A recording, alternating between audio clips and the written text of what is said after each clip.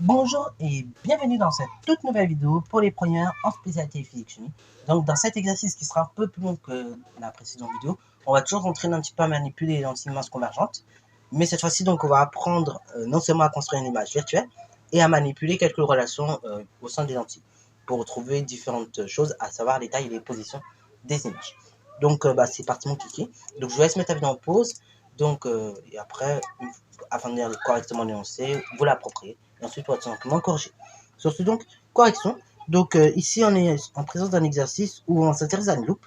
Ok, voilà, on fait une observation à la loupe. Et donc, un philatéliste, donc observe les détails d'un timbre à l'aide d'une loupe.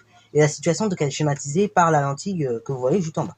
Ok, donc, première question, donner la distance focale de la lentille ainsi que l'abscisse XA du timbre représenté par le segment fléché AB.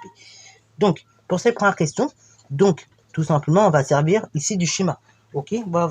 Donc, pour la distance focale, il s'agit de la distance entre O et F' ou la distance entre O et F. Ok, donc, qu'on note du coup F'. Donc, F' qui est égal au A', comme ceci, ou bien qui est égal aussi à valeur absolue de OA avec la flèche. Ok, voilà. C'est égal à la chose suivante. Donc là, on va regarder d'après le schéma, qu'est-ce que nous avons. Donc d'après le schéma, on sait qu'on a 6, donc à l'horizontale, un carreau c'est 3 cm. Entre O et F', je mesure combien de centimètres? Et bah j'ai 1, 2, 3, 4, 5 carreaux. Ok, donc la distance focale OF qui est égale au A' également, bah du coup elle vaut 5 carreaux. Or, un carreau, d'après mon échelle, ça équivaut à 3 cm. Donc, la distance focale, F, qui est égale au A', toujours, ça fait tout simplement 3 fois 5, 15. Donc 15 cm. Ok, bah voilà. Il suffit juste de multiplier tout simplement le nombre de carreaux par les 3 cm et donc on a la distance focale, 15 cm. Ça, c'est pas la première chose. Ensuite, l'abscisse XA du timbre fléché, du timbre représenté par le segment fléché XA. Donc l'abscisse du point XA. Ok, donc l'abscisse XA. Et ben là, c'est pareil. On va regarder tout simplement là où on est. Ok, donc du coup, le point A, il est situé où par rapport à l'axe de la lentille? Et ben on voit qu'il faut 1, 2, 3 carreaux vers la gauche. Ok, 3 carreaux vers la gauche, ce qui signifie donc qu'il est situé à 9 cm, enfin à 3 x 3, 9 cm de la lentille. Ok, donc l'abscisse XA est de moins 9 cm. Ok, donc XA est égal à moins 9 cm. Ok, donc c'est l'abscisse tout simplement du point A qui représente donc la lentille. Ok, enfin notre objet observé qui est le timbre. Alors c'est fait maintenant. Donc maintenant passons à la question 2. Donc on demande par construction graphique de déterminer tout simplement l'abscisse XA' de l'image A'B', pardon, de la lentille donc observée par le philatéliste, puis ensuite la taille de l'image A'B'. Ok, alors c'est parti mon kiki. Donc du coup, comme vous pouvez le voir, on a reproduit le schéma de l'exercice 20 et donc il s'agit par construction graphique de déterminer l'abscisse XA de l'image A'B' observée par le philatéliste et la taille du coup par conséquent de cette image. Alors là, comme vous pouvez le voir, ici votre objet, d'ailleurs c'est pas F', c'est F, pardon, je suis désolé pour le schéma, c'est F ici que vous avez. Donc là, ce que vous pouvez constater, c'est que l'objet AB, il est situé après F, ok? Parce que la lumière, je le rappelle, elle va de gauche vers la droite. Donc du coup, ce que vous pouvez voir, l'objet est situé après la lentille, okay? Enfin après F, ok? Donc ce qui veut donc dire que ici, on va observer une image virtuelle. Ce qui veut donc dire que la construction ne va pas être exactement la même. Donc, regardez comment on va faire. Tout d'abord, je me casse pas la tête, je trace le rayon qui part de B et qui va traverser tout simplement le centre optique de la lentille. Ensuite, là, j'ai tracé de cette manière-là, et donc je le trace dans les deux sens, ok? Et donc je le prends vers le haut également, parce que tout simplement, c'est en haut que l'image sera de ce côté-là. Alors, deuxième étape, ça consiste à quoi? Ça consiste tout simplement à faire, donc là, il y a deux rayons possibles. Soit on trace ce rayon qui part de F et qui passe par B et qui arrive à la lentille. ou soit, donc on fait encore, on peut encore faire d'une autre manière. Donc soit la troisième solution possible, donc je trace le rayon qui part de f', qui arrive à la lentille, et après donc en pointillé, je continue le chemin de ce rayon. Alors bon, là ce que je vais faire, je vais essayer de faire le plus simple possible pour vous. Donc c'est tout simplement, donc là on va faire juste un des deux là que je viens de citer. Donc on va faire le rayon qui part de, qu'on s'appelle de F, qui passe par B, et qui va arriver au sommet de la lentille. Donc comme ceci. Voilà, on va essayer de le faire le mieux possible. Et donc après, bah, il continue son chemin comme ceci. Voilà. Continue son chemin comme ceci, c'est-à-dire parallèle à l'axe optique. Ok. Ok. Et donc en pointillé, je vais aller vers la gauche pour tout simplement faire l'intersection. Ok.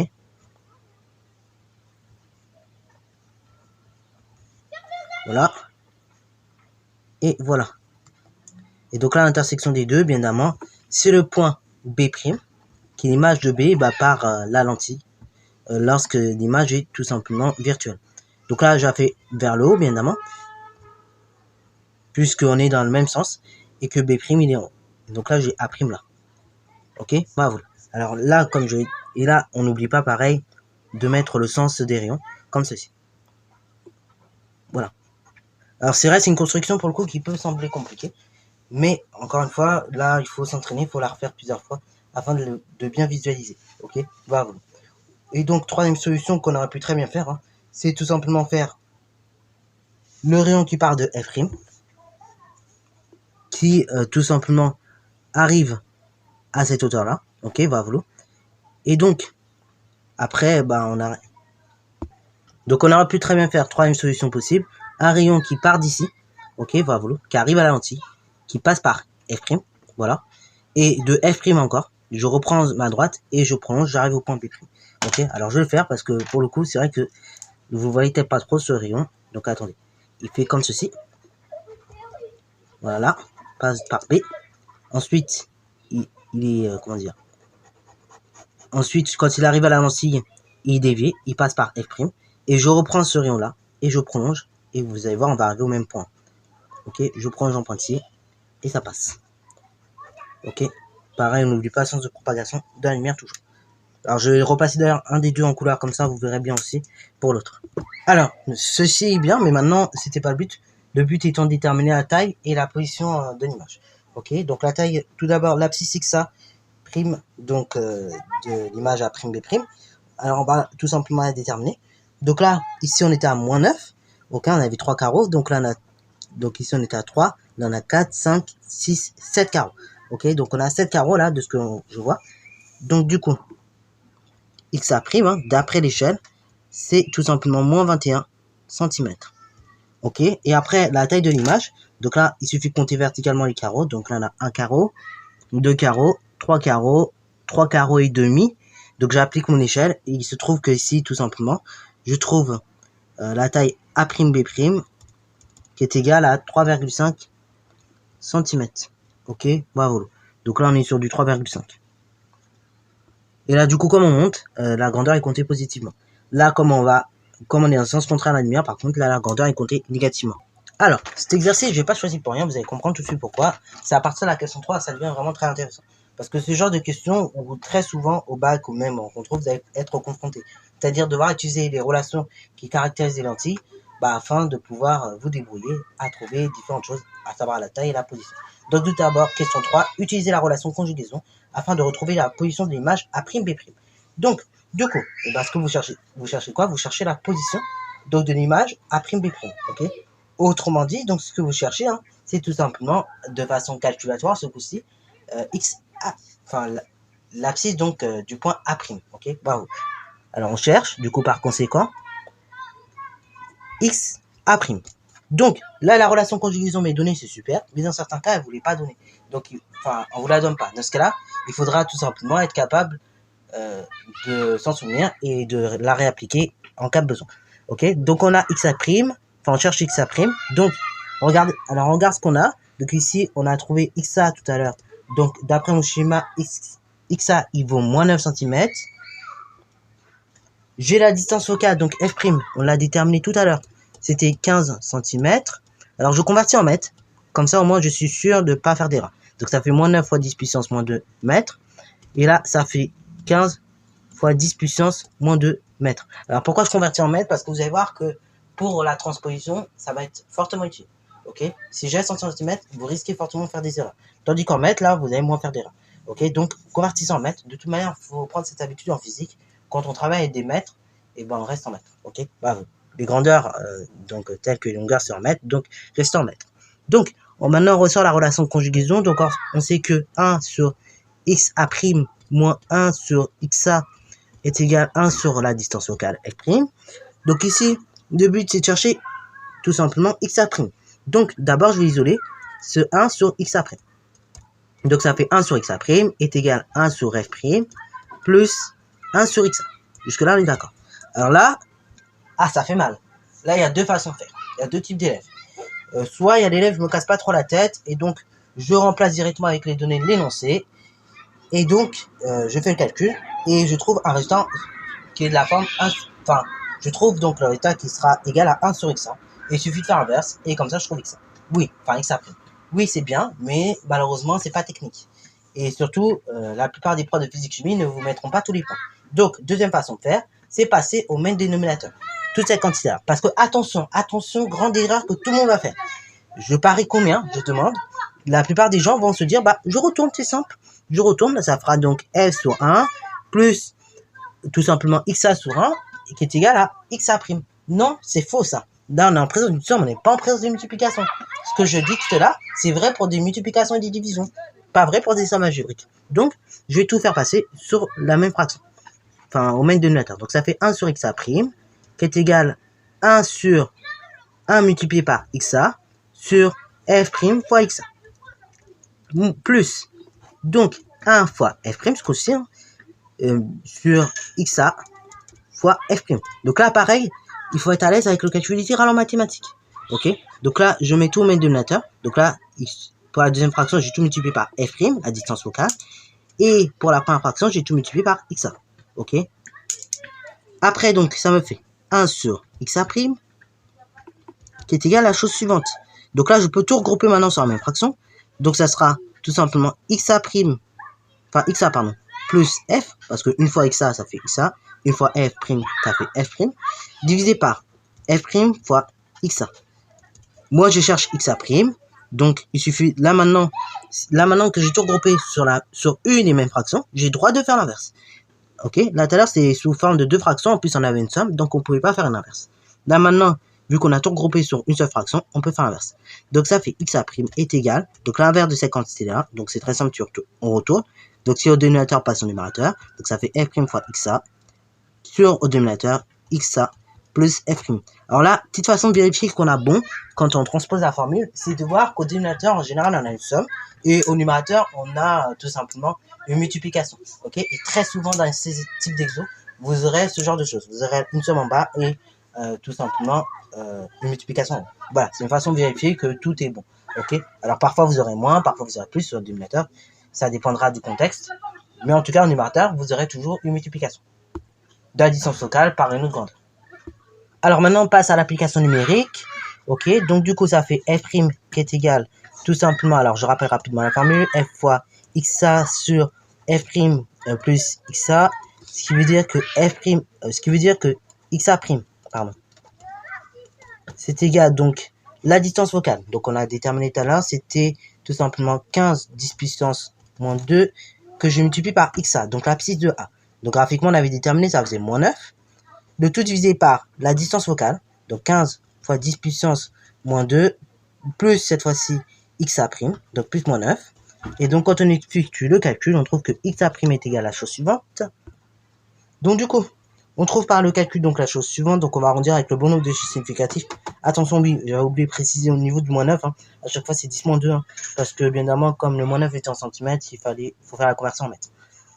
Donc en respectant le nombre de chiffres significatifs qui est au minimum de... Donc on va en dire à 3 chiffres significatifs pour être tranquille. Donc là, ça nous donne tout simplement... Enfin, 2 chiffres plutôt. Donc on a arrondi à 2 chiffres. Donc là, on trouve moins 2,2. Même 2,3 d'ailleurs on peut dire. Fois 10 puissance moins 2 mètres. Ce qui signifie que xa' est égal tout simplement Donc ici, moins 2,3 centimes, enfin moins 2,3, donc fois 10 puissance 0. Qui veut dire ça fait moins 2,3 fois 10 puissance 1 cm. Ok, parce que c'est moins 1 en fait. Donc autrement dit 23 cm. Alors oui, pourquoi il y a un petit décalage? Parce que parfois, effectivement, entre la construction et ce que vous... parfois la construction, il peut y avoir des légers décalages. Donc là, c'est-à-dire qu'il y en a eu un petit léger, mais c'est pas grave. Mais en tout cas, bon, c'est pour ça qu'on vous... C'est pour ça que, en tout cas, c'est pas grave si vous avez eu des petits décalages. Parce que tout simplement, encore une fois, il y a des incertitudes quand on construit. Mais quand on calcule, en revanche, il n'y a pas d'incertitude. Donc, c'est surtout sur le calcul où on va être rigoureux. Donc, c'est pas trop grave si vous avez des petits décalages. Si vous avez trouvé autour de 2, enfin, entre 2 et 2,2 et 2,3 cm, normalement, c'est bon. Ok, bravo, en mesure. Donc, du coup, au niveau de la question 4, maintenant, il s'agira de déterminer la taille de l'objet. Donc là, du coup, on cherche, par conséquent, A', donc là, pour cela, on va utiliser la relation grandissement. Et donc, on va utiliser les données que nous avons. Donc, tout d'abord, nous avons la taille de l'objet de base. Donc, nous avons donc YB, l'ordonnée de B. Donc, l'ordonnée de B, on peut la voir graphiquement. Donc, on avait dit, ça faisait 1,5 cm. Là, pour le coup, comme c'est un rapport direct, on peut laisser en centimètres. Mais, par habitude, on va quand même convertir. Ok, donc ça fait 1,5 fois 10 puissance 2 mètres. Mais encore une fois, 1,5 cm, ça passe aussi. Donc, on a YA. Donc, ensuite, on a l'abscisse de A. Ok, abscisse de A. Donc, l'abscisse de A, on avait dit tout simplement, c'était 9 cm. Moins 9 cm d'ailleurs, même. Ce qui fait moins 9, 10 puissance moins 2 mètres. Ensuite, donc, on a l'ordonnée. Donc, une fois qu'on a ça, donc, on a l'abscisse maintenant de B, enfin de A. Ok, donc XA', qui fait tout simplement moins 2,3, 10 puissance moins 1. Donc là, je reprends la valeur directement en mètres. Moins 2,3 fois 10 puissance moins 1 mètre. Alors du coup, on applique le grandissement. Or, d'après le grandissement, je sais que gamma, d'après la relation du grandissement, je sais que gamma, c'est YB' sur YB, qui est égal tout simplement à la chose suivante. Donc, XA' sur XA. Alors oui, c'est vrai, c'est pas... Je vous avoue que voilà, cette formule-là, on n'a pas trop l'habitude d'utiliser comme ça. Vous verrez que dans le gros contrôle type bac, je l'utiliserai pas du tout comme ça. Et même dans un autre exercice carré, on l'utilisera pas comme ça. Donc bon, pour ceux qui sont plus habitués, on va l'écrire autrement, parce que j'avoue que ça fait bizarre quand même. Donc gamma, on peut l'écrire comme une image, donc la position de l'image, ou bien la taille de l'image. Donc ici c'est A'B' sur AB, qui est égal donc OA' sur OA. Ok, les deux se valent, c'est égal à la même chose. Donc ceci, YB', ça correspond, YB, pardon, ça correspond à AB. XA, donc ça correspond tout simplement à OA', et XA', donc ça correspond tout simplement à OA'. Ok, bravo. Alors du coup, maintenant on bidouille la formule, et pour arriver à ce que l'on cherche, donc YB qui correspondrait ici à A'B'. Donc du coup, là pareil, c'est comme un petit produit en croix en quelque sorte. YB c'est quoi? C'est le produit des diagonales, donc c'est YB fois XA' sur XA. Donc là, ça donne aussi avec cette relation-là qui est plus simple. Donc A'B', pareil, produit en croix, très classique. Donc on multiplie dans les diagonales, ça fait AB fois OA' sur OA. Et après, je fais mon application numérique. Donc YB', c'est égal, donc YB, on avait dit 1,5, 10 puissance moins 2, multiplié par XA. Donc XA', on avait dit 2,3, 10 puissance moins 1, sur XA, donc XA, ça fait moins 9, 10 puissance moins 1, okay, enfin moins 2, ok, puisqu'on était en centimètres tout à l'heure. Alors du coup, là pareil, si vous voulez faire le calcul, vous aurez les mêmes données avec cette formule-là, si vous utilisez cette formule-là. Et donc, si on applique correctement la formule, normalement on trouve que YB', c'est à peu près égal, donc là, si vous effectuez le calcul, vous allez trouver à peu près aux alentours de 3,8 fois 10 puissance moins 2, donc tout simplement mètre, qui fera YB' égale tout simplement environ 3,8 cm. Voilà, donc c'est tout pour cet exercice. Donc là, je sais, il y a beaucoup de choses à digérer. Ne vous inquiétez pas, on fera un exercice spécial on va utiliser toutes les relations au sein des lentilles, hein. Donc grandissement, relation conjugaison, on fera un exercice problème pour le coup, qui va vous permettre de manipuler ça. Et puis dans l'exercice bac que je vous ai préparé, vous aurez un petit peu de tout ça aussi. Ok, voilà, donc sur ce, ça va prendre cette petite vidéo. J'espère qu'elle t'a plu. Comme d'habitude, n'hésite pas à la liker, commenter et balancer toi en mathématiques et en sciences.